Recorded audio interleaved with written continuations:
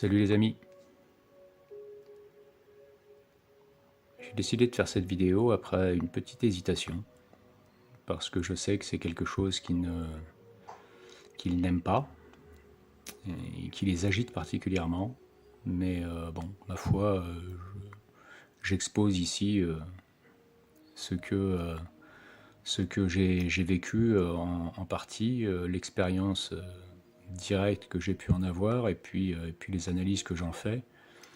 Et j'expose les sujets hein, de toute façon qui ne leur plaisent pas, quoi qu'il arrive. Bon. En fait, cette vidéo, elle va tourner sur le terme gang stalking, véritablement gang stalking. En fait, j'ai pu remarquer dans mon expérience personnelle, effectivement, que c'est quelque chose qui ne leur sied guère et qui, comme je le disais, les agite particulièrement.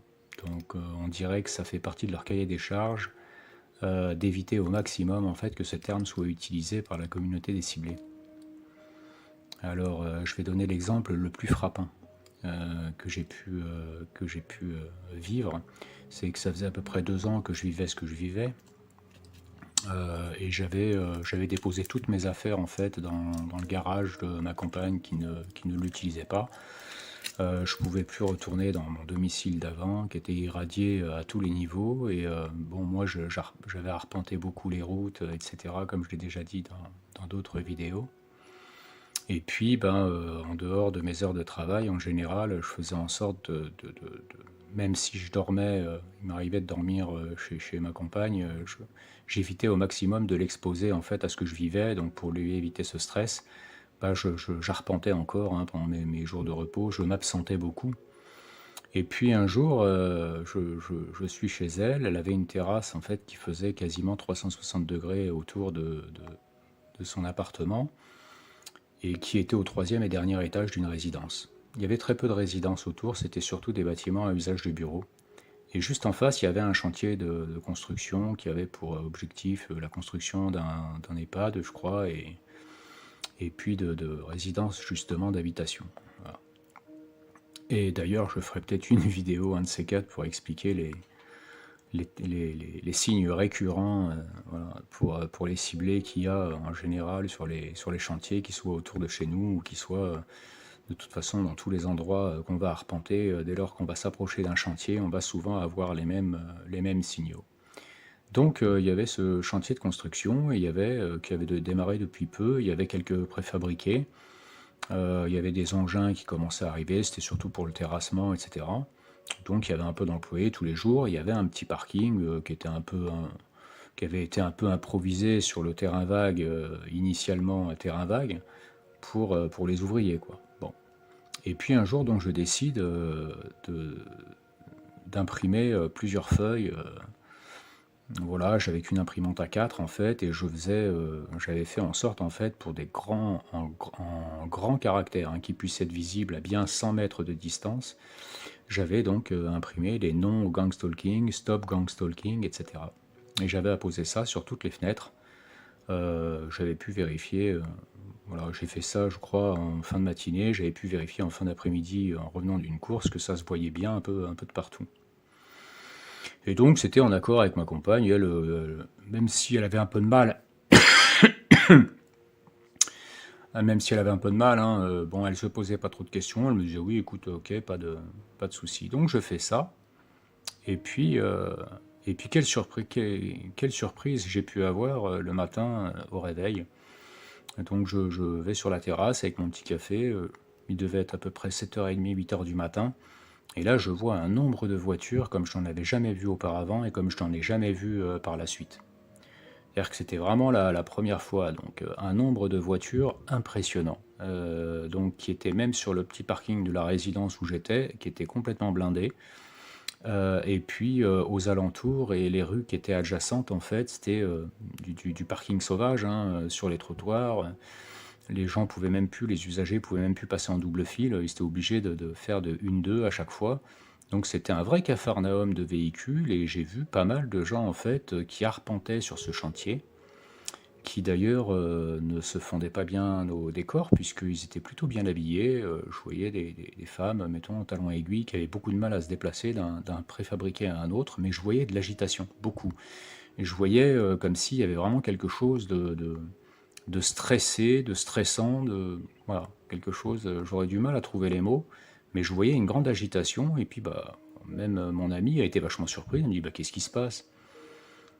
Et voilà, donc ça a été déjà la première surprise.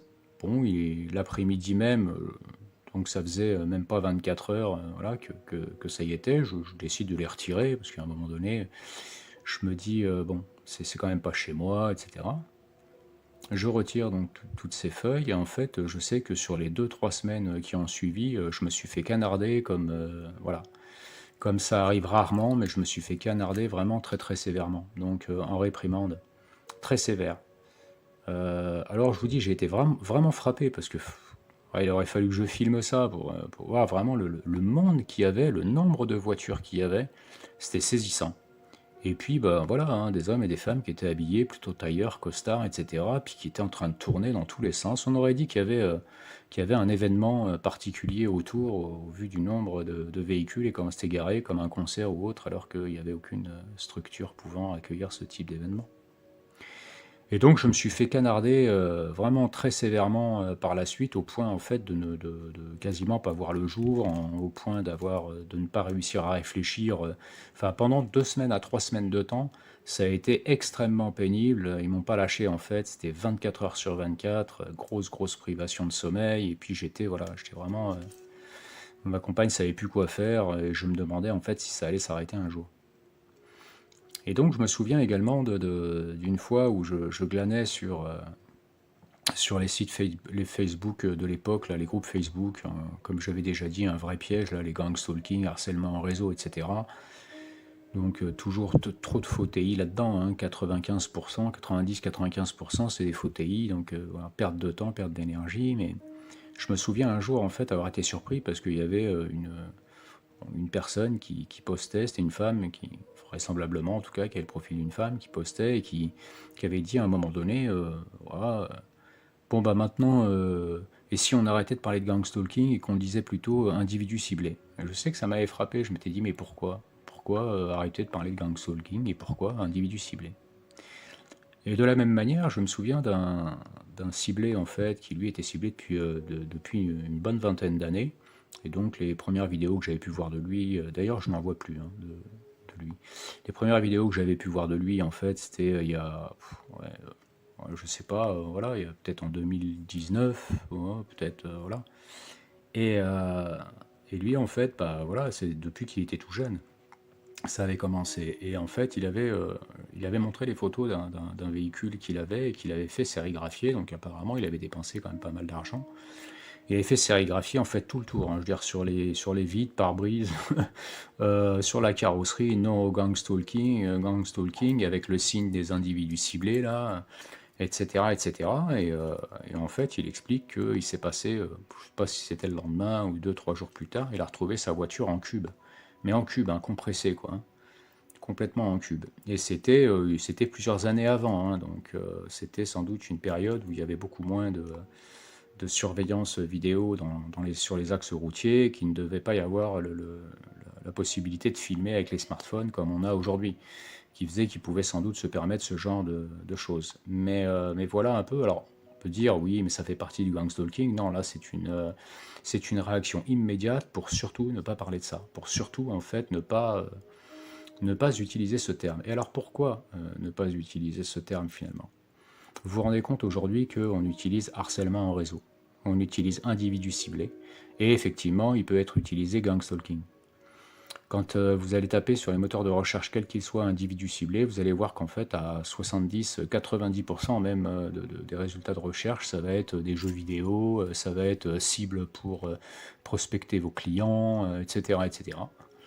Quand vous allez taper harcèlement en réseau, vous allez voir en fait que 80 à 90% c'est harcèlement sur réseaux sociaux, qui pour nous, même si c'est moche, hein, pour nous ça nous fait quand même un peu rire, hein. Ceux qui vivent le gang stalking, il suffit d'arrêter d'être sur les réseaux sociaux et puis bah, vous connaissez plus le harcèlement, hein. Je veux dire, si c'était ça, nous on serait bien contents. Mais voilà, donc en fait, harcèlement en réseau, individus ciblés, ils réussissent en fait à multiplier les dénominatifs de manière en fait à ce que on soit encore plus perdu si toutefois on s'intéresse à ce sujet-là et qu'on fasse 2-3 recherches, on va vite s'arrêter parce que c'est un peu compliqué. Alors que si tout le monde utilisait Gang Stalking, et déjà les anglophones l'utilisent, mais si effectivement en France tout le monde avait utilisé depuis le départ et utilisait Gang Stalking, même si il y en a qui parlent qu'ils ne vivent que la V2K ou que les attaques électromagnétiques, en fait c'est quand même une branche, quoi qu'il en soit, du Gang Stalking. Et d'ailleurs, quand on parle d'individus ciblés, on voit que tout est bien mélangé, hein, tout fait partie d'un même lot, hein, V2K, et attaque électromagnétique, et puis les théâtres de rue et les gang stalking de manière générale, comme on peut le connaître, hein, la virulence du gang stalking aussi. En fait, si tout le monde utilisait ce terme-là, sur les moteurs de recherche, en fait, on aurait systématiquement en fait des éléments qui parleraient uniquement de ça. Il n'y a pas de possibilité d'autre chose. On ne va pas voir publicité, on ne va pas voir jeux vidéo, on ne va pas voir ce genre de résultats de recherche qui va remonter, mais systématiquement, on aurait ce type de... on parlerait directement du sujet. Alors effectivement, hein, on peut trouver des choses qui n'éclairent pas beaucoup. Voilà, on peut aussi trouver de la fausse information dessus, on peut trouver des gens qui vont dire gang stalking égale complotiste, etc. Mais voilà l'une des raisons pour lesquelles j'ai l'impression, comme je disais, voilà, que ça fait partie de leur cahier des charges, qu'il ne faut surtout pas, tout est fait pour que le sujet ne se vulgarise pas. Déjà, ce programme lui-même, s'il a été mis en route, aussi invraisemblable qu'il soit, parce qu'il est complètement, c'est un truc complètement cinglé, on ne peut pas imaginer qu'on ait pu mettre un truc comme ça, si on ne le vit pas, qu'on ait pu mettre un truc comme ça en place. On ne peut pas s'imaginer, on veut dire, mais il y a quand même beaucoup plus simple pour atteindre une personne, lui pourrir la vie que ce genre de choses. C'est quand même très particulier. On ne peut pas l'imaginer. Donc, justement, parce qu'on ne peut pas l'imaginer, parce que c'est totalement inimaginable, parce que le fait de l'imaginer provoque un stress, en fait, qui fait que on botte en touche, etc., etc. Donc, il y a déjà ça. Et le fait qu'effectivement, on noie le poisson, on parle d'individus ciblés, on parle mais on parle pas de gang stalking. Voilà. Voilà ce que je voulais dire sur cette vidéo. En tout cas, c'était ce que j'avais pu remarquer. Alors, je n'incite pas, évidemment, à ce que tout le monde se mette demain à vouloir rentrer en défi avec nos détracteurs, parce que jouer à ce jeu-là avec eux, c'est pas une bonne idée. C'est évident qu'il ne faut pas utiliser ce type d'armes avec eux, il ne faut pas utiliser ces méthodes-là, il faut prêcher pour notre propre paroisse, chaque jour tricoter pour notre propre vie et non pas rentrer en défi. Voilà, ça c'est alimenter en fait leur jeu. Donc je suis pas là pour dire il faut absolument que, mais juste pour que chacun puisse réfléchir un petit peu à ce sujet-là. Le fait également que tout ce qui suit je suis ceci, je suis cela, c'est un véritable mantra. Hein. C'est quelque chose qui fait que donc je suis un individu ciblé, quand bien même ce qu'on vit le démontre, on est systématiquement en train de dire en gros je suis victime d'un ciblage et on ne fait que de le dessiner pour son propre lendemain. Or je vis le programme du gang stalking et c'est autre chose. Voilà, bon. J'aurais dit ça, j'aurais rien dit. Chacun fera son chemin de réflexion et voilà. Hein. Et je souhaite en tout cas à chacun qui puisse sortir déjà de ce marasme infernal et puis voilà, d'avoir une vie qui ait plus de sens, plus de cohérence et où le bien-être peut à nouveau être libre de s'exprimer dans nos vies, quoi. Voilà. Voilà mes amis, j'en arrête là, je vous souhaite à tous un bon courage et je vous dis à bientôt.